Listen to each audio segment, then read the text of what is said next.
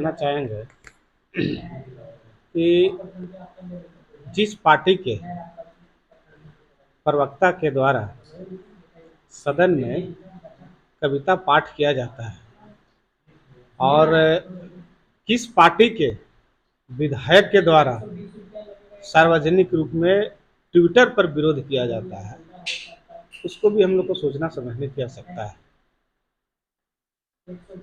कहने का मतलब, सदन में पढ़ने वाला नेता भी आरजेडी, उसका विरोध करने वाला भी आरजेडी, यानी समाज में विध्वंसक राजनीति करने वाला का देखिए, आपको बिल्कुल ग्राउंड स्पष्ट हो जाना चाहता है। आप अगर अध्ययन करेंगे 1990-95 की राजनीति का, तो उस समय हम लोग देखते थे कि आरजेडी का जो बेस वोटर है और आरजेडी का जो पॉलिटिकल बैकग्राउंड रहा है, राजनीति करने का तरीका रहा है, वह हमेशा जातियों में लड़ा करके अपनी राजनीति को सीधा करना चाहते हैं। और इसी क्रम में आप देखे होंगे, यह 2024 की तैयारी हेतु जो उनकी पार्टी के आला कमान है, उसके दिशा निर्देश पर प्रवक्ता सदन में अगड़ों को एक तरह से अपमानित करते हैं और उसी दल के एक विधायक उसका विरोध करते हैं। तो यह पूरी तरह से समाज में प्रायोजित कार्यक्रम है, ताकि अगड़ा और पिछड़ा करके समाज को लड़ाया जा सके और वोटों का ध्रुवीकरण किया जा सके। यह बिल्कुल स्पष्ट है। तो यह आरजेडी का खेला यहाँ की बिहार की जनता समझ गई है, और बिहार की जनता ऐसी जनता है जो उड़ती हुई चिड़िया को भी देख के पहचान लेती है कि यह किस पक्षी का नाम है। इसलिए उनका जो कार्यक्रम चल रहा है, हम लोग भी बहुत अच्छी तरीके से समझते हैं, दल के लोग भी समझ रहे हैं, और कुछ लोग बयानवीर हो रहे हैं। कागज के तलवार से ही पता नहीं कितनी की किसकी हत्या कर देंगे, यह कहीं नहीं कहा नहीं जा सकता है। अगर सरकार के रहने वाले लोग, हम लोग तो मैं तो पहले भी बोला हूं कि संगत का असर नीतीश कुमार के दल पर भी पड़ा है और नीतीश कुमार के दिल पर भी पड़ा है, और उसी संगत का असर है कि आरजेडी वाले लोग आज खुली सदन से, खुले मंच से समझिए कि लोगों को भरमाने का काम कर रहे हैं, और उसको कहीं ना कहीं उनकी जो जाति है, जातीय उन्माद पैदा करना चाहती है। इसी का एक घटनाक्रम है और कुछ नहीं है। और हमारे लोग भी इन सब चीज़ों को बहुत अच्छी तरीके से समझ रही है।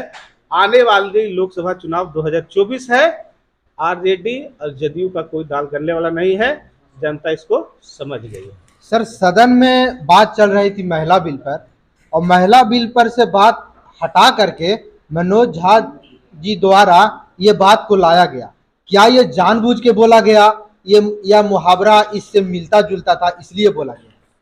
देखिए, अगर मनोज झा जी के बिल का अध्ययन करेंगे तो, और उसके ठीक 2 दिन पहले की घटना को याद करेंगे तो, खुसरूपुर की एक महादलित महिला के ऊपर पेशाब कर दिया जाता है मात्र कुछ चंद पैसों के लिए। नीतीश की सरकार कहती है कि गरीबों की सरकार है, गरीबों के लिए काम करती है, गरीबों के बीच में काम करती है।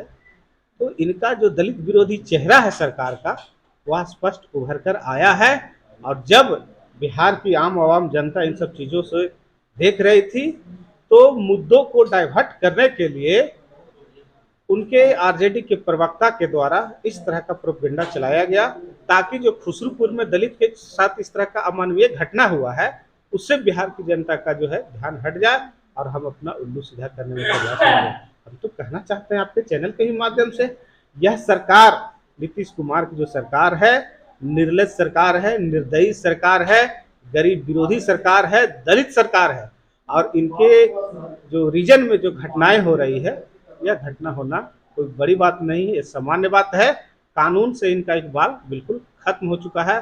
और इसी घटना को पटापेच करने के लिए चेतन आनंद जी के द्वारा और आनंद मोहन जी के द्वारा और मनोज झा जी के द्वारा एक प्लॉट तैयार किया गया लालू जी के दिशा निर्देशन में, और वही प्लॉट का अंदाजा है कि बिहार की सियासत में जातीय उन्माद जो 1990-95 में होता था, वही जातीय उन्माद को पैदा करने का प्रयास वर्तमान परिस्थिति में किया जा रहा है। बिहार में कुछ नेतागण कह रहे हैं कि आनंद मोहन जी बीजेपी के संपर्क में हैं, जो बीजेपी में जाएंगे, क्या कहना चाहेंगे? देखिए, आनंद मोहन जी किसके संपर्क में है वो हम नहीं कह सकते, वो उनका निजी मामला है। भारत का लोकतांत्रिक व्यवस्था है, कोई भी व्यक्ति किसी भी दल का सदस्यता ग्रहण कर सकता है, और अगर बीजेपी में ग्रहण कर रहा है, सदस्यता ग्रहण करना चाह रहे हैं, तो नीतीश कुमार जी को सोचना चाहिए कि आखिर एक दलित डीएम है, उनका जो उस पर सजा याफ्ता व्यक्ति है, उसको आप अमेंडमेंट बिल ला करके, कानून में संशोधन ला करके और उनको संशोधन कर करके उनको आप जेल से बाहर निकाल कर लाते हैं, तो उस व्यक्ति से क्या अपेक्षा की जा सकती है? वो तो समाज में विषय पैदा करेगा ना, वो काम कर रहा है उसमें और इसी कार्य के लिए ही लालू यादव जी और नीतीश जी ने उनको जेल से छुड़ाया है।